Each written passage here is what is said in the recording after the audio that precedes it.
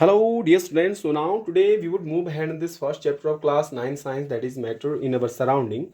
So today we are going to discuss here the ways to change the state of matter. Okay, so what are the ways in which we can change the state of matter? That you must be knowing that we can change the states of matter. Let's say you have the ice is there, so you can change this state which is in solid state, so you can change it into the liquid state, and similarly again you can change it into the gaseous state. So that is why we can change the states of matter. Okay, so what are the ways in which we can change the state of matter? So the first way is by changing the temperature. If you are changing the temperature, then you can change the state of the matter. Like from solid you can make liquid, then from again liquid you can make the gas. Yes or not? Similarly, the another way is by applying the pressure. Okay, if you are changing the pressure, then again you can change the state of matter. So these are the two ways in which we can change the states of matter. Okay, so let's discuss the first one, that is by changing the temperature. How by changing the temperature we can change the state of matter, that we are going to discuss here. Let's say we have the solid here, then let's say we have the ice is here. Let's say this is the ice, okay, which is in solid form, that you must be knowing. And you must be knowing that the particles of solids are much closer. Yes or not? They are much closer to each other. These are the particles of solid, so these are much closer to each other.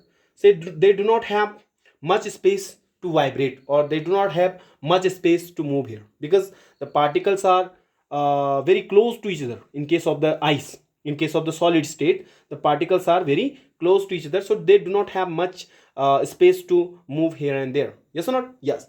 So when you are giving, just heating it, when you are just increasing the temperature of this one ice or so solid, so what happens, the particles of the matter get their kinetic energy gets increased. Okay, so the kinetic energy of the particle, it's increased when you are just increasing the temperature. So the particle the kinetic energy of the particle increased. So as the kinetic energy of the particle increase, they starts vibrating more freely. Yes or not? Because we are increasing the temperature, so the kinetic energy of the particle is going to increase. Then when the kinetic energy increase, so they starts just moving or vibrating more freely. Okay, so ultimately a stage is reached when they just overcome the forces of attraction, because there is the forces of attraction between the two particles. Okay, between the particles in case of the solid, whatever they are, liquid or gas. So in each case you have some forces of attraction, and in case of the solid, the forces of attraction between the particles is more than liquid and gas. Yes or not? So here the particles are attracting each other with much more force. But if you are increasing the temperature, so the particles are vibrating more freely. If they are vibrating more freely, then they overcome the forces of attraction between these two particles. Let's say these two particles are attracted to each other. Okay, so if you are, let's say these are the two particles which are attracted. Now if you are increasing the temperature here, so these particles are going to get the kinetic energy, their kinetic energy is going to increase. So if the kinetic energy increase, so they starts vibrating more freely, and they overcome the forces of attraction between them, whatever the forces of attraction are there in between the two particles. So they overcome it, and they starts moving more and more freely. They starts moving more and more freely. So similarly, a stage is reached when the particles are far apart. When the particles earlier they are very close, so when we are just increasing the temperature, the kinetic energy gets increased. So as the kinetic energy gets increased, the particle starts vibrating more freely. As they are moving more and more freely, so they overcome the forces of attraction between the two particles. So the force of attraction between the two particles gets weaker now. Okay, so the particles are separated now. Okay, so they have some space between them now. So now there is a change of state. Now the solid is just changed into the liquid. This happens when you are just increasing the temperature of the solid. Yes or not? So on increasing the temperature of the solid, the kinetic energy of the particles increase, and therefore the particle starts vibrating with greater speed. The energy supplied by the heat overcomes the forces of attraction between the particles and start moving more freely. A stage is reached when solid melts into, or you can say converted into, when solid melts and converted into the liquid. Okay, earlier the forces of attraction were maximum there. Okay, now if you are increasing the temperature, so the forces of attraction gets weaker, because the particles are moving more and more freely. So the force of attraction gets weaker, and they are separated then.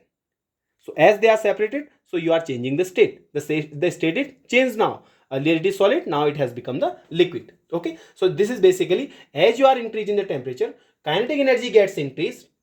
Kinetic energy gets increased and the particles are separated out and they overcome the forces of attraction between them, and the state has been changed now and it is changed into the liquid state. Also the particle, you can say the particle, the solid state gets converted into the liquid state. So this is how you can change the state of the matter.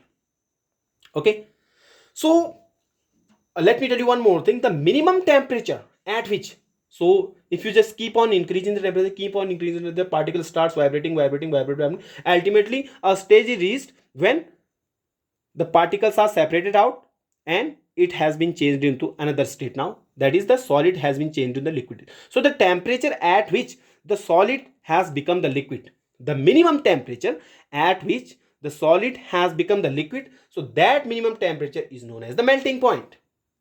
Okay, so the minimum temperature at which a solid melts to become a liquid at atmospheric pressure, it means at the normal pressure. Okay, so if at the normal pressure you are giving some minimum temperature and the solid has means just going to change into the liquid state, so this minimum temperature would be known as the melting point. Okay, so what is melting point? The minimum temperature at which a solid melts to become a liquid at atmospheric pressure is called its melting point. Okay, now this process, there is this process of melting, this is the process of melting. Okay, so melting is taking place here. So this process of melting is also known as the fusion. We also call it as the fusion. Okay, so actually the melting is taking place here, so this melting is also known as the fusion. That you also have to remember. Sometimes this can be asked, what is fusion? So fusion is just similar to the melting. So melting of the solid is known as the fusion. That you have to remember. Okay, now if you see the melting point of ice, the temperature at which the ice melt, so the temperature is 273.15 Kelvin. Also in degree Celsius we can call it 0 degree Celsius. So ice melts at 0 degree Celsius, or you can say 273.15 Kelvin. These are the two units for measuring the temperature. Whether you call it 273.15 Kelvin or you call it 0 degree Celsius, both are same it is. Okay, so this is the melting point of the ice. Okay, just note it down, then after we will be discussing something more there. Now the next thing that we are going to talk here is the latent heat of the fusion. Now you must be thinking that, let's say you have the beaker here, and here you have the ice here. Okay, now you are heating it from the downside. Okay, this is the burner and you are heating it. Okay, now what happens, as you are just heating it, so the temperature of the beaker changes, but the temperature of the ice remains same. Let's say this is the ice. If you touch it, as you are just giving some heat from the downside, okay, the temperature of the beaker raises, but if you touch the ice, so its temperature remains same. How does this happen? Where the heat is going, that the heat that is you are giving, where this heat is going, then the temperature of the ice is same. So where is this heat now? I would tell you, the heat that you are just transferring it, the heat that you are giving here, the heat is stored inside the ice. Okay, means this is hidden there inside, and this is used in overcoming the forces of attraction between the particles, because as we have already discussed, the particles of the ice, or you can say the solids, are very close to each other. So you need more and more energy to break these particles, means to separate them out, because there are the forces of attraction maximum between the particles. If you want to separate them out, you need more and more energy. So the energy that you are supplying here, that energy is used inside in separating the particles, in overcoming the forces of attraction, you can say, in overcoming the forces of attraction, or you can say in separating the particles there. So that energy is used there inside. So we can say the energy that you are supplying here to the piece of the ice, it gets stored and that is hidden there inside. So this hidden energy, hidden means latent. Okay, so this hidden energy is known as the latent heat. This hidden energy that you are supplying, and the temperature of the ice just remains same. If you touch the ice from upside, so you would feel same, its temperature is not changing. So where is this heat going that you are supplying here? So I would say the heat that you are supplying here, it used by the particles in overcoming the forces of attraction between them. So this heat that is hidden there inside is known as the latent heat of fusion. Okay, so if you want the proper definition here, so proper definition would be the amount of heat energy that is required to change the 1 kilogram of ice. Let's say this is the 1 kilogram of ice. The amount of heat that is required to change 1 kilogram of solid into liquid, okay, at atmospheric pressure, meaning at the normal pressure, at its melting point, is known as the latent heat of fusion. Okay, so the amount of heat energy that is required to change the state of solid into the liquid at normal pressure, okay, would be known as the latent heat. Means the amount of heat that you are supplying to 1 kilogram of solid to change it into the liquid form, okay, at its melting point. So this energy or this heat is known as the latent heat of fusion. Hope you are understanding this now. Okay, just note it down. So now again what happens, let's say this was a solid earlier, okay, now this has, if you have supplied some heat there, and this has become liquid here, okay. Now if you see the particles of liquids have some space between them, means more than that of the solid. The particles of the solid are much near to each other, and the particles of the liquid are much apart, okay. Now again if you are supplying heat to this water now again, okay, so the particles of water again gets energy. So the kinetic energy of the particle of the water would be more than that of the solid. That you must have to remember. Because they have more space to move. In case of the liquid, the particles have some space there, so the particles can move more freely and more than that of the solid air, because there is no space here. So kinetic energy of the particle in case of the liquid is more than that of the solid. That you have to remember. Now here if you are just supplying some heat again, so the kinetic energy of the particle gets increased and they start vibrating more freely then. Now the forces of attraction are also here in between, but these forces of attraction are weaker than that of the solid. In case of the solid, the forces of attraction are much more here, okay, but in case of the liquid, the forces of attraction are weaker here.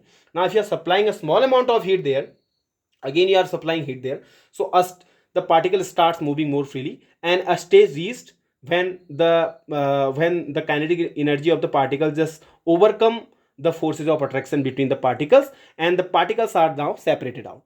They are free to move here and there, okay, and a stage is reached when it has been converted into the gaseous state, okay. The forces of attraction which were there weaker in case of the liquid, which in case of the liquid, if you are applying more and more heat here, so the kinetic energy of the particle gets increased again, and they start vibrating more freely, and a stage reached when they overcome the forces of attraction between them and they break apart, okay. They break apart, there is no force of attraction now, and the state has been changed into the gaseous state, okay. The state has been changed into the gaseous state, okay. And the temperature at which the water starts boiling means it starts changing into the gaseous state, so that one temperature is known as the boiling point. That you have to remember, okay. So on supplying heat energy to water, particles start moving even faster and breaks the forces of attraction, and the liquid starts changing into the gas, okay. So the temperature at which liquid starts boiling, the temperature at which the liquid starts boiling at the atmospheric pressure, means as you can say at the normal pressure, is known as the boiling point, okay. And for ice, the melting point is 0 degree Celsius, or you can say 273.15 Kelvin. And for water, not about all the liquids, okay, all the liquids had different boiling points. We are talking about the water here. So water has the boiling point that is 100 degrees Celsius, okay, 100 degrees. So water starts boiling at 100 degrees Celsius. So when the temperature reaches 100 degrees Celsius, so the particles are just going to separate out, and it is going to convert into the gaseous state, okay. So water starts boiling at 100 degrees Celsius. This is the boiling point of water.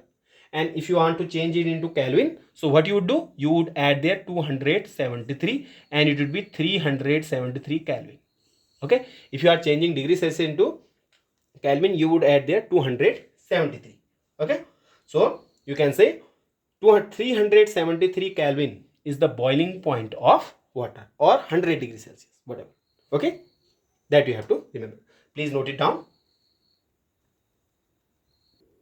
Now the way we have defined the latent heat of fusion, so similarly we can define the latent heat of the vaporization.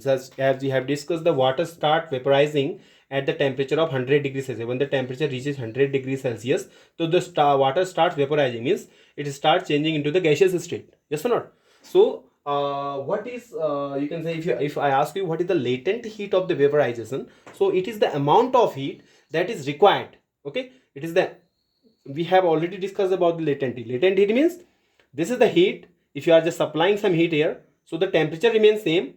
Temperature remains same. So where is this temperature going that you are supplying then? So this energy, the heat that you are supplying, that is used in separating the particles there. Okay, that is why the temperature is not raised right now. Okay, so this is known as the latent heat there. Okay, if you want to define it, so latent heat of vaporization means the amount of heat energy required to change the 1 kilogram of liquid here into the gaseous state at atmospheric pressure at its boiling point is known as the latent heat of the vaporization. That you have to remember. Okay, note it down also. Now sometimes you must have seen there are some substances which are changing their states without just gets converting into the liquid form. Let's say you have a solid here. If you are increasing the temperature of the solid, it would not convert into the liquid, rather directly it would convert into the gaseous state. So there are some substances, like we have the camphor, or we can say ammonium chloride, AMMONIUM. Okay, so this is the substance which does not change into the liquid state. Earlier, in case of the ice, if you are increasing the temperature of the ice, it would convert into the liquid first, then it would convert into gaseous state. But in case of the camphor or ammonium chloride, if you are increasing the temperature, it would directly convert into the gaseous state. It would not convert into the liquid state. Okay, so this conversion from solid directly to the gaseous state is known as the sublimation. We would call it sublimation. So a change of state directly from solid to gas without changing into liquid state is called the sublimation. That also you have to remember. Okay, just note it down also. So similarly, as we have changed the states, you have just by applying the pressure, we have changed the solid into the liquid and liquid into the gas. So similarly, by applying the temperature, okay, by raising the temperature, we have changed the solid into liquid and liquid into the gas. So similarly, by applying the pressure, or you can say by changing the pressure, we can again just convert this state. Let's say as previously we have changed the solid into liquid and liquid into gas. Now this is what we have done by increasing the temperature. Now if we just change in temperature and we just put some pressure there, as we are knowing, the particles of solids are much closer and the particles of liquids are much apart. Okay, and in case of the gas, the particles are much apart. You can say this. Okay, you can say this, the particles are much more apart than that of the solid and liquid. Now what would happen if you just put some pressure over the gas there? If you put some pressure over the gas, if you just are able to get these particles some closer, so you can liquefy the gas. The gaseous state can be changed into liquid if you are just putting some pressure or changing the pressure, changing the temperature. If you are putting the pressure, so the particles gets closer and therefore you can change the gaseous state in the liquid. Then again, if you put some pressure there, then again the liquid state can be changed into the solid state. Okay, vice versa, we can change it. Okay, by increasing the temperature only, we can change solid into liquid and liquid into gas. So similarly, by applying the pressure again, we just get these particles gets closer and we can change gaseous state into liquid and liquid into the solid state. Okay, are you getting this? So the change in state, or the conversion from gaseous to liquid, state by applying some pressure, we would call this conversion as the condensation. What? Condensation. Okay, and similarly the conversion of liquid to solid by putting some pressure there, so again this one conversion would be known as the solidification. We would call it solidification. Are you getting this or not? Yes, this you must have to understand this. Okay, so this is the second way by which you can change the states of matter. First way was by changing the temperature we can change the states of matter. So similarly, by changing the pressure also we can change the state of matter, like we have changed the gas into the liquid and the liquid into the solid one. Yes or not? Okay, just do it, note it down. Now again, you see, if you have, as in case of the change in temperature we have discussed, there are some substances, by increasing the temperature of those substances, these substances can directly be converted into the gaseous state, like we have discussed about the camphor. So this conversion is known as the sublimation, from solid directly to the gas. So similarly, we can change the gaseous state directly into the solid also by applying more and more pressure there. Okay, so direct change of gas to solid, direct change of gas to solid is known as the deposition. We would call it deposition. Like we have the solid CO2, solid CO2 also known as the dry ice. Okay, so what is this? So this is the CO2 gas which is stored there in the container at maximum pressure. If you are applying the maximum pressure, this is the CO2 here. So if you are applying there the maximum pressure, so this can be converted directly into the solid, and this is also known as the dry ice. Okay, and this solid CO2, suppose you have the solid CO2 now, or you can say the dry ice, if you just decrease the pressure now, what would happen? This would directly convert into the gas again. Okay, so that is why we are calling solid CO2 as dry ice also. This might be asked sometime, why do we call solid CO2 as the dry ice? Because the solid CO2, if you just decrease the pressure of the solid CO2 to 1 atmospheric pressure, if you decrease the pressure here, if you increase the pressure of the CO2, it would convert into solid CO2. Yes or not? If you are increasing the pressure here, so this gas would be converted into the solid form. Okay, would be known as the solid CO2. Now if you decrease the pressure here to 1 atmosphere, so this solid CO2 gets directly converted into the gases again. Okay, so that is why we are calling solid CO2 as the dry ice. This is the reason there. Okay, just note it down. Now here we are discussing the third way in which we can change the state of matter, and this is quite different there. That is the evaporation. You must have seen, suppose if you have a glass of water and if you fell it down to the ground here. Okay, let's say this is the glass of water. Okay, and you just pour it down to the ground. Now after some time you would see there, so the water has been changed into the liquid state, had been changed into the gaseous state. So as you have not boiled the water here, as the temperature has not become 100 degrees Celsius, but still the water which was there has been changed into the gaseous state. How does this happen? You have the glass of water, if you pour it over the surface, any surface here, and as the temperature is not 100 degrees Celsius outside, if you see, temperature is not 100 degrees Celsius, but still the water gets vaporized, or you can say the water just change into the gaseous state. How does this happen? How does this happen? This happens if you see the, let's say this is the water here. Okay, this is the water, and the water which are at the top there, the water particles which are at the top here have the maximum kinetic energy. If you see the water particles at the top there, they have some more kinetic energy. So they get some energy from the atmosphere. Okay, from around, from surrounding, they are getting some more energy. If the water particles which are there at the top get some energy from the atmosphere, so they get enough energy and they break apart from the rest of the particles, and then they separate out. That is what is happening here. As we are knowing, the kinetic energy of the water particles is maximum. Okay, it means more than that of the solid. So the particles which are at the top, it are just in contact with the surrounding. Okay, so the particle which are at the top there, so would get some energy from the surrounding also, and they are getting enough energy, and they break apart from the rest of the particles, and then they separate out. Okay, so this is happening here. So that this process of changing, or you can say the conversion of the liquid into the solid state, sorry, liquid into the gaseous state below the boiling point, as the boiling point is 100 degrees Celsius, but this is happening below the boiling point. So this process is known as the evaporation. This phenomena, we would call this phenomena as the evaporation. What is evaporation? The conversion of liquid to gaseous state below the boiling point, below 100 degrees Celsius.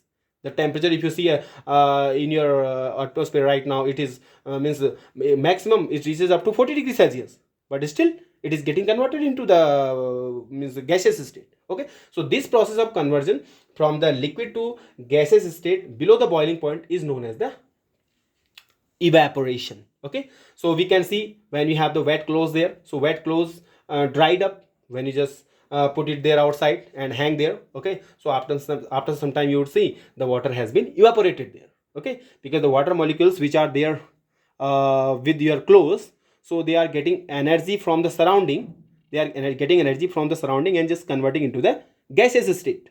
Yes or no? They are having some energy, some sort of energy, but as they are getting some more energy from the surrounding, so that energy is enough to just separate out from the rest of the particles. So they separate out, and that is why the wet clothes dried up. Okay, so this process is also the process of evaporation. Okay, and this is also happening below 100 degrees Celsius. Are you getting this or not? Very good, note it down. So now we are discussing the factors affecting the evaporation. Okay, so if you see, if you increase the surface area, let's say you have a tumbler, you have a glass of water, and you just pour it over this much surface area. Okay, so it would be evaporated, means not faster, you can say slowly it would evaporate. Now if you increase the surface area, if you just pour this water over the large area here, over the large tub, let's say you have the large tub and you just pour one glass of water, you have the amount of space area is, means the space area is more there. Okay, so if the space area is more there, so more number of water particles are in contact with the surrounding, so more number of water particles are getting energy from the surrounding, so the evaporation would be faster. Yes or not? So if the surface area is increased, the rate of evaporation is also increased. Okay, similarly, as the temperature is high, if the temperature is higher, let's say in the summer days, during the summer days, okay, the evaporation would be faster because the temperature is already higher there of the surrounding, so the particles would get energy. Let's say these are the particles here, so these particles would get energy, more energy from the surrounding because the temperature is already higher there, so evaporation would be faster. So that is why we can see that the clothes dry up faster in the summer season than that of the winter season. Yes or not? Yeah, that is the reason. Okay, next one, you must have seen the about the water vapors. Okay, so water vapors are also there in our atmosphere also. Okay, so this is known as the humidity. Okay, means the water vapors are there in our atmosphere also, in our surrounding also, we would call it the humidity. Okay, now the air which surround us can hold a definite amount of water vapors in it.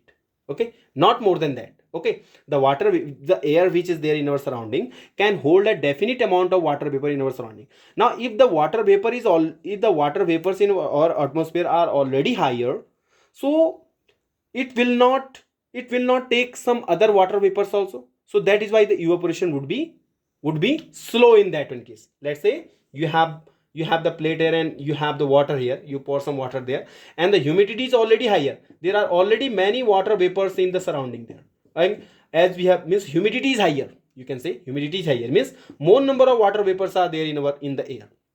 Then what would happen? Already water vapors are there, so further water vapors it would not hold the air, because air only can hold a definite amount of water vapor. If it reaches the maximum, so it would not hold the further amount of the water vapor. That is why the evaporation also decreases. So as the humidity increases, as the water vapor in our surrounding increases, so the evaporation is also decreases. That you have to remember here. Okay, just write these points down. These are some factors, some more are there. Okay, before this, note down. And the next factor that is affecting the rate of evaporation is the wind speed. If the speed of the wind is more, so evaporation would also be more there. Okay, let's say the wind is blowing here, you have the water here over the tub there, so as the wind blows, so the water vapor which are already there in the atmosphere, so as the wind blows, these water vapors would move away by the speed of the wind. All the water vapors would move away by the speed of the wind. Now therefore it is easy to evaporate the water vapors which are already, so these water particles would get energy from the surrounding and would easily evaporate because the amount of water vapors are lesser there. Means you can say the humidity becomes lesser. As the speed of the wind increases, the humidity becomes lesser. As the humidity becomes lesser, the evaporation increases. Okay, so as the humidity decreases, evaporation increases. As the humidity increases, evaporation decreases. That also you have to remember. Okay, note it down. These are the factors that affect the rate of evaporation. Now we are discussing some cooling effects of evaporation. Now if you see, we feel cool when we pour some drops of acetone, that is the nail polish remover. If we pour some drops of the acetone over the palm here, on the palm there, so we feel some cool there, isn't it? Why it is so? Because the particles of the acetone that you are just pouring here, so the particles of the acetone gets energy from your palm and gets converted into the gaseous form. Okay, the particles of acetone are taking energy from your palm, okay, and from surrounding also, and evaporates and gets evaporated. So that is why we are feeling cool there, because they are taking energy from your palm. Okay, so that is why we have the cooling effect there. Similarly, we are wearing cotton clothes during the summer season. Why we are wearing there the cotton clothes? Because the cotton is the good absorber. Cotton is the, because if you see during the summer season, if you see during the summer season, means you can say, means there the sweat is more and more there, yes or not, in our body there is more and more sweat there. So so the cotton is the good absorber there, if you see. Okay, so cotton is what? Cotton is a good absorber there, so it absorbs the sweat.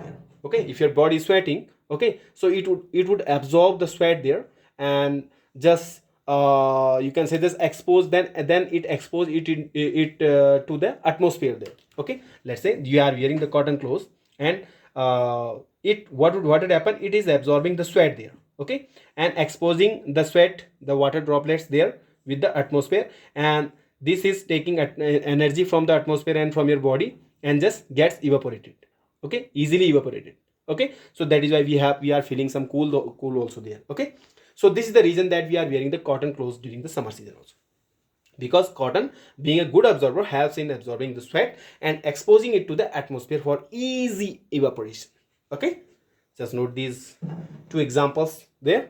Okay, then one more is there. Now you must have seen, let's say you have a tumbler here, you have a glass here, and inside there is the ice cold water is there, too much cold water is there, ice cold water is there. Now after, if you just put it over outside or somewhere, so after some time you would see there are some droplets of water outside the glass here. You would find some droplets of water there outside the glass there. So why it is so? Now if you see why it is so, let me tell you. In the atmosphere or in the air, there are already the water vapors. Water vapors means some kind of humidity is already there in the atmosphere. Some water droplets are already there in the atmosphere. So when these water droplets are coming in contact with the cold glass here, because the glass is cold right now, okay, so it is having the water particles which are there surrounding, having the more energy. Okay, so if these water particles are coming, if these water, you can say, the droplets are coming in contact with the tumbler here, so they loses energy and gets converted into the liquid here. So these are actually the vapors there. Okay, so the vapors which are there in the atmosphere, when these vapors are coming in contact with the tumbler here, so here we have the less amount of energy, so these vapors loses the energy and gets converted into the liquid and stick over the surface outside there. Okay, so these are the water droplets there. So basically what? Basically, because the water vapor already present in air, on coming in contact with the cold glass of water, loses energy and gets converted into the liquid. Okay, which we see as the water droplets there outside. So these are basically the water droplets that we are having there in the atmosphere also, because in the atmosphere there are the water vapors. These are present in the form of the water vapors. So when these water vapors are coming in contact with the tumbler here, so they loses the energy and they stick with the tumbler there, and just gets converted into the liquid form there. Are you getting this? So that is also you have to write it. So please note it down. So here I have some questions for you which you have to solve. Question is, convert the following temperatures to the Celsius scale. As you already knowing, we are measuring the temperature in 2 units, the Celsius and the degree Celsius and in the Kelvin. Okay, now if you want to convert the Kelvin into the degree Celsius, then you are going to subtract that 273. Okay, let's say you are converting 293 Kelvin into the degree Celsius. What would you do? So you would subtract 273 from there. Okay, so 293 you would subtract from there 273, and it would gets converted into the degree Celsius. Are you getting this? So it would be 20 degrees Celsius. 20 degrees Celsius. So this is how you are converting Kelvin into degree Celsius. So similarly, if you are converting degree Celsius into Kelvin, what would you do? You would add there 273. If you are converting 25 degrees Celsius into Kelvin, so you would add there 273. Okay, this is how we are converting it. Okay, that is all there in this chapter. Now some more of the topics we would be discussing. I think we have concluded this chapter. Yes, we have concluded this chapter. Now from the next lecture we are going to discuss another chapter of your science. Till then, stay tuned and keep watching. Thank you. Have a good day.